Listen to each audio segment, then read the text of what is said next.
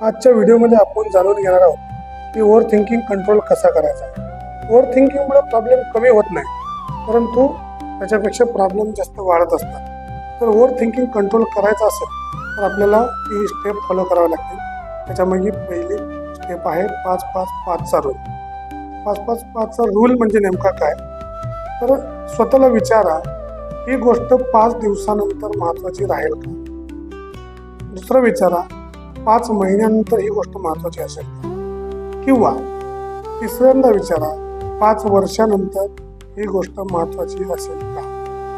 त्यानंतर दुसरा रूल आहे माइंड डंप. जे काही डोक्यात चालू आहे ते एका पेपरवर लिहून काढा, मन हलकं होईल.